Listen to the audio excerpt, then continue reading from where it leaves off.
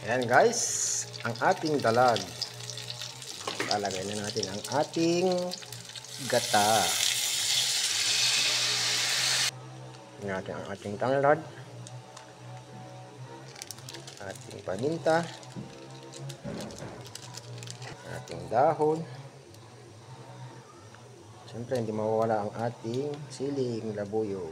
Lagyan pa natin uli ng siling na dikdik guys para masarap na masarap. Guys, oh, lapot, oh. Sarap nito guys. Dalag na ginataan guys. Ako, fresh na fresh yung gata. Sigurado mapalalaban na naman tayo dito guys. Taob na naman ang kaldero nito guys. Oh, sarap ng dalag na prito tapos nagataan guys. Dito yung guys na ulot dalag guys.